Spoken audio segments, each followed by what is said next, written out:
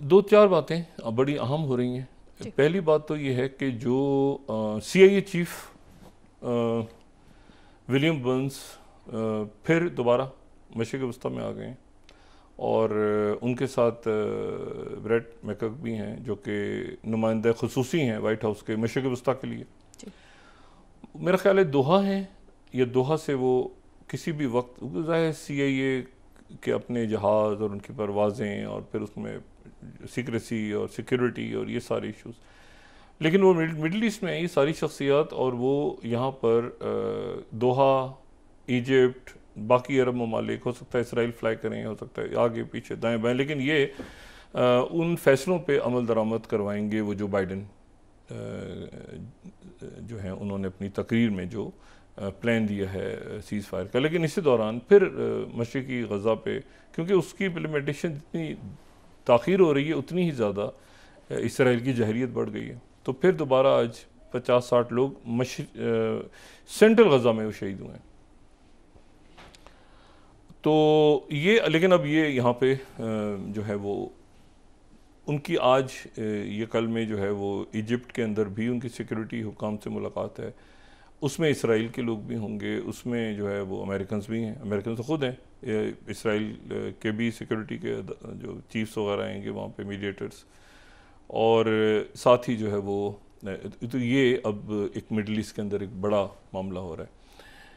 अच्छा, जो president Biden है, प्रेसिडेंट बाइडन के ऊपर एक तो वॉल स्ट्रीट जर्नल ने आज एक बड़ा जो ज़ाहिर है कि वाइट हाउस के लिए एक बड़ा एक आप समझ लें कि एक अजब सा उनके लिए एक मजमून है, वो मजमून छापा है उन्होंने वॉल स्ट्रीट जर्नल ने। और वॉल स्ट्रीट जर्नल का जो मजमून है उसका जो टाइटल अगर हम यहाँ दिखा सकें तो वो बहरहाल वो उस मजमून के अंदर जो उसका जो 17 स्लाइड है, behind close doors Biden show sign of slipping. अच्छा, इसमें बुनियादी तौर पे वही बात कर रहे हैं कि उनकी एज के ऊपर उन्होंने कहा है कि वो जो एज उनकी ज़्यादा हो गई है और वो उसके ऊपर जो है वो जब मीटिंग्स में जाते हैं तो सही तरह बात नहीं कर पाते, और कुछ मीटिंग्स में तो वो हाज़रीन तक पहुँचते पहुँचते क्लोज डोर में टाइम लगता है। इसके ऊपर बड़ा शदीद रिएक्ट किया। अच्छा, 81 इनकी एज है, तो अगले हफ्ते सालगिरह है डोनाल्ड ट्रंप की और डोनाल्ड ट्रंप हो जाएंगे 78 के, तो कोई इतना ज़्यादा फ़र्क नहीं है, 2-3 साल का फ़र्क है, लेकिन वो इनको जो है ना वो तंज करते हैं और ये आगे से ज़ाहिर है कि ये भी जवाब देते हैं। तो ये 81 के हैं, वो 78 के हो जाएंगे डोनाल्ड ट्रंप, 3 साल का फ़र्क है।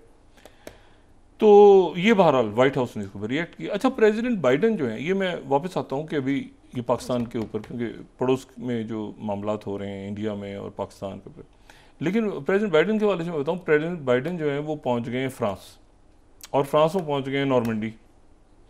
और नॉर्मंडी वो जगह है जो साहिल है जो कि जहाँ पर डी डे हुआ था।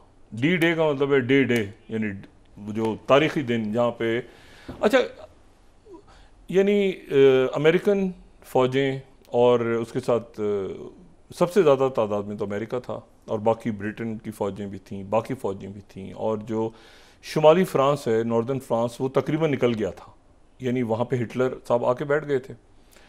और वहाँ पर जो है वो अब वो इनकी वहाँ पर भी मीटिंग्स हैं, ये बड़ी इम्पोर्टेंट बात है कि इनकी वहाँ पर भी मीटिंग्स हैं ज़ेलेंस्की के साथ, और फिर उसके बाद ये अगले हफ्ते जब जाएंगे, अगले हफ्ते जब ये जाएंगे इटली, तो G7 का इजलास हो रहा है वहाँ पर भी।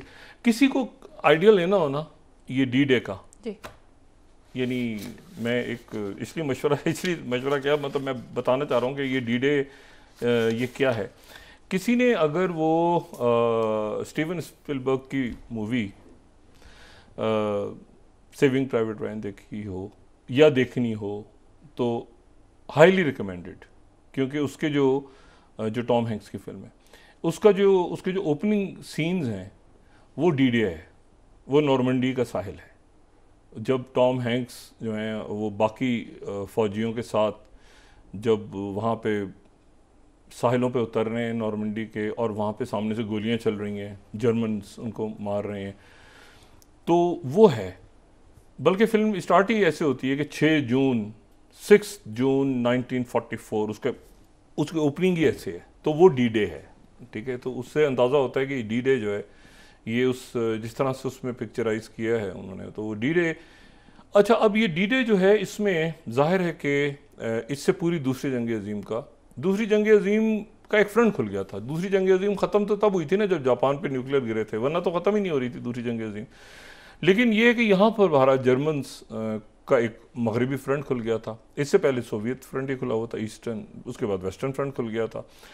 तो ये जो है यहाँ पर प्रेसिडेंट बाइडेन पहुँच गए हैं और वो फ्रांस में रहेंगे अगले 2-3 रोज़ तक। सरकारी दौरा उनका हो रहा है और इस दौरान वहाँ पे वो अपनी स्पीच भी करेंगे और उनकी स्पीच भी होगी। और इसी दौरान जो है वो ये 2000 के करीब जो है वो 20,000 जो है वो उनके वहाँ पे सिविलियंस की डेथ हुई थी फ्रांस में।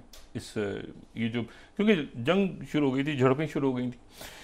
और उसके बाद पॉइंट दियो हॉग रेंजर मोनूमेंट एक बना हुआ है, एक पहाड़ी है। अगर उस मूवी को भी किसी ने देखना हो या देखी हो किसी ने, तो उसमें भी वो जो एक जगह है जिस जगह ये लैंडिंग हो रही है ट्रूप्स की, तो वो एक जो क्लिफ हैंगर कहते हैं ना, एक पहाड़ है और उसका एक एज है पहाड़ी का, और ये आ रहे हैं लोग नीचे से और ऊपर है। तो वो जिस जगह पे वो पहुंचे थे ऊपर ट्रूप्स, वहाँ पे प्रेसिडेंट बाइडेन जो हैं उस जगह पे एक मॉन्यूमेंट बना हुआ है। कुछ दूर वहाँ से कब्रिस्तान है। यहाँ पर जो लोग जिनकी डेथ हो गई थी, जिन अमेरिकन ट्रूप्स की, उनमें से कुछ वहीं पे हैं, उनकी कब्रें हैं। तो वो वहाँ पर स्पीच करेंगे। प्रेसिडेंट मैक्रोन उस शहर में करेंगे स्पीच जो सबसे पहले आज़ाद हुआ था। और इसमें जो इम्पोर्टेंट ज़ेलेंस्की पहुँचे होंगे, यानी ज़ेलेंस्की जो हैं वो यहाँ पर भी पहुँचे होंगे। और वो, हालांकि ज़ेलेंस्की का ज़ाहिर यूक्रेन का तो मुझे नहीं पता दूसरी जंग अजीम में से क्या ताल्लुक है, लेकिन बहरहाल वो पहुँचे होंगे, इधर भी पहुँचे होंगे, G7 कॉन्फ्रेंस में पहुँचे होंगे। और वो ये है कि वो फ्रांस से ही रिक्वेस्ट कर रहे हैं कि आप बरह करम यूक्रेन में अपनी फ़ौज भेज दें, अपनी फ़ौज यूक्रेन में भेज दें। और रशिया ने कहा है कि अगर फ्रांस की फ़ौज आ गई तो ये हमें फ्रांस की फ़ौज को बराह रास्त हिट करेंगे। ये ज़हन में रहे कि सोवियत यूनियन, दूसरी जंग अजीम में सोवियत यूनियन, अमेरिका और ब्रिटेन एक साथ थे जी। और फ्रांस, ये इकट्ठे थे सारे। ये सर जंग तो दूसरी जंग अजीम के बाद शुरू हुई है, कोल्ड वॉर। तो ये इसमें बल्कि कुछ अर्से तक तो सोवियत यूनियन को भी दरमियान में इनविटेशन आता था ये कि हमने इकट्ठे मिलकर जंग जीता। जो जर्मन अब बीच में, ज़ाहिर है जर्मनी जो है वो अब इस पूरी सेलिब्रेशन में जब ये हल्ला गुल्ला हो रहा होता है तो उसमें जर्मन दरमियान में, और वो जर्मनी के अंदर एक अजीब सा माहौल होता है जर्मनी के अंदर कि भाई ये हमारे खिलाफ जंग जीती गई थी और इधर पड़ोस में फ्रांस में जश्न हो रहा है और अमेरिकन प्रेसिडेंट आए हुए हैं और ये हो रहा है और वो हो रहा है, और से नाजी जर्मन को कोस रहे हैं और ये वो। उसके बाद बहरहाल जंग ख़त्म हुई थी, फिर मार्शल प्लान आया था और फिर जो भी, एनीवे वो हिस्ट्री। तो ये अब डी डे का जो प्रोग्राम है ये 6 जून से, कल से शुरू हो रहा है। जब ये शुरू हो रहा होगा तो इसी दौरान जो है वो इसमें फ्रांस एक और जगह पे दरमियान में आ रहा है।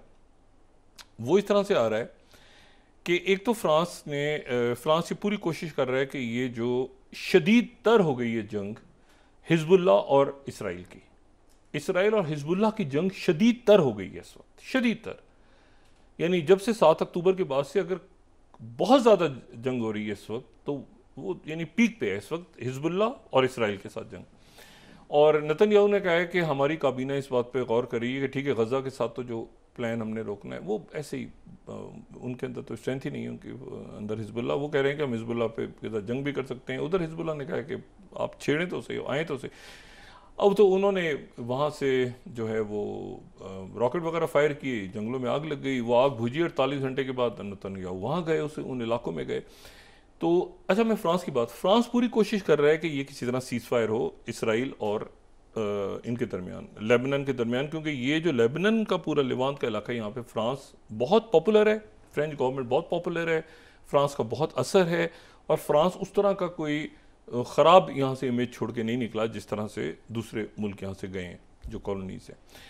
तो लेकिन इसमें इशू ये है कि मैं फ्रांस की जो बात कर रहा था कि फ्रांस एक और हवाले से, क्योंकि फ्रांस ने कहा है कि हम भेज रहे हैं अपनी फ़ौज यूक्रेन में, तो उसके नतीजे में जो है वो एक मुल्क है जिसका नाम है बुर्किना फासो। अच्छा, बुर्किना फासो जो है ये है जनाब ये वो मुल्क है जहाँ बगावत हुई थी और कामयाब हो गई थी। यानी कल तो वहाँ पे लेवरोव थे ना कॉन्गो में, कॉन्गो की बगावत तो नाकाम हो गई थी जो अमेरिकन पकड़ लिए थे। ये वो बगावत है जो कि कामयाब हो गई थी और जिसके नतीजे में फ्रेंच वहाँ से निकले। तो अब वो आज पहुँचे हुए हैं जनाब बुर्किना फासो, और वहाँ पहुँचने के बाद जो 13th, जो मैं CGTN को कोट कर रहा हूँ, चाइना के मीडिया को, 13th उन्होंने कहा है कि रशिया जो है वो मिलिट्री एड भी देगा फौरी तौर पे और साथ ही ट्रेनिंग भी देगा बुर्किना फासो को। तो फ्रांस को यहाँ से निकाल के और वो रशिया वहाँ पहुँच, अब मेरा ख्याल है कि ये पहले तो गए थे ना, पहले तो ये गिनी गए थे, फिर उसके बाद ये गए थे जो है वो कॉन्गो, फिर आज बुर्किना फासो। अब मेरे ख्याल से ये चार्ट जाएंगे और एक यहाँ पे एक नया पूरा जो साहिल और सेंट्रल अफ्रीका, क्योंकि साहिल तो एक कोने से दूसरे कोने तक है ना, यानी मेडिटेरियन सी से या इंडियन ओशन शुरू होकर तो यहाँ तक जाता है अटलांटिक तक। तो इसमें ज़ाहिर है सेंट्रल एशिया के, सेंट्रल अफ्रीका के मुल्क भी हैं, वेस्ट अफ्रीका के मुल्क भी हैं और ईस्ट अफ्रीका के। तो अब ये बुर्किना फासो जो बीच में कू बेल्ट है वहाँ पे कूज हुई हैं, तो वो जनाब चार्ट भी शायद जाएं, वो बुर्किना फासो में आज हैं, कल वो जो हैं वो कॉन्गो में थे, परसों गिनी में थे। तो और मिलिट्री एड फौरी तौर पे, और यहाँ जो वो कहते हैं ना ग्राउंड पहले से तैयार करके, वो तो वैगनर ग्रुप ने की हुई है। तो ये जो है इलाका, ये अब वो फ्रांस का मामला यहाँ पर, फ्रेंच ये भी देख रहे हैं ना कि अभी हम निकले और ये रशियंस पहुँच गए यहाँ पे। तो ये एक जंग जो है ये बड़ी, बहुत सारे महाजों पे, जो मैं कहता हूँ ना, बहुत सारे महाजों पे, कहीं पे कोवर्ट, कहीं पे किसी और अंदाज में, कहीं बहुत से अंदाज में चल रही है। लेकिन जो लेबनान है वहाँ पर आज एक बड़ा परेशान कुन वाक़या पेश आया, जो बड़ा हैरान, मतलब परेशान कुन इसलिए है, उसकी फिर तरदीद भी हो गई बाद में। एक सीरियन नेशनल ने US एम्बेसी के बाहर जो है वो उसने फायर किए। अच्छा, अब जो US एम्बेसी है वो इसलिए उसकी बड़ी सिग्निफिकेंस है कि जब से ये 80 की दिहाई में वहाँ पे जब बहुत बड़ा अटैक हुआ था, बहुत बड़ी तादाद में मेरीन्स खुद के हमले में उनकी डेथ हुई थी, तो वो फिर बैरूत शहर से बाहर शिफ्ट हो गया था और बहुत उसकी सिक्योरिटी वगैरह। तो कुछ सीरियन नेशनल ने वहाँ के बाहर गोलियाँ वाली चलाई, फ़ौज ने पकड़ लिया। वो कह रहे हैं कि जी इसके दूसरे और भी इसके कंपेनियंस थे सीरियन नेशनल के, लेकिन उसमें कोई हर्ट, पहले खबरें थी कि कोई एक सिक्योरिटी गार्ड हर्ट हुआ है, फिर ये कि हर्ट नहीं हुआ। तो ये एक वाक़या जो है ये इस तरह से वहाँ मुजाहरे हो रहे हैं मुख्तलिफ जगहों पर। लेकिन मैं जो लेबनान और इसराइल का है ना इशू, वो एक और ही, लेबनान और इसराइल के दरमियान बॉर्डर नहीं है, यानी इनके दरमियान जो सरहद है उसको कहते हैं ब्लू लाइन। जब यहाँ से विड्रॉ किया इसराइल ने, तो वो विड्रॉ करने के बाद, अच्छा ये मुख्तलिफ लाइन्स हैं, ग्रीन लाइन जैसे बैरूत, उसके साथ उसको नहीं मिलाना चाहिए, ग्रीन लाइन एक बैरूत में बनी हुई है, या बाकी यहाँ पे इस किस्म की काफ़ी लाइन्स आती हैं तो इसको, लेकिन ये जो ब्लू लाइन है जो लेबनान और इसराइल की सरहद है उसको ब्लू लाइन कहते हैं। अच्छा, ये सीज़फायर लाइन भी नहीं है, ये मतलब ये ब्लू लाइन है कि विड्रॉल जो हुआ था वो क्या इसराइल का पूरा हुआ था या नहीं हुआ था। तो ये कि 78 में जो बॉर्डर्स थे वो क्या वहाँ तक वापस गया इसराइल, नहीं गया, कई मामलात ऐसे हैं जिसके ऊपर तनाज़े है, शीबा फार्म समेत। तो उसके नतीजे में ये एक ऐसा बॉर्डर है, कई बॉर्डर्स की तरह दुनिया के, जहाँ पे तनाज़े है, यानी इसराइल लेबनान बॉर्डर सेटल नहीं है, उसको ब्लू लाइन का नाम दिया हुआ है, ठीक है। अब सीज फायर भी नहीं कह सकते, उसको विड्रॉल कह दें या जो भी उसका नाम दें, लेकिन बहरहाल एक वो ऐसा बॉर्डर है जिसमें तनाज़े है।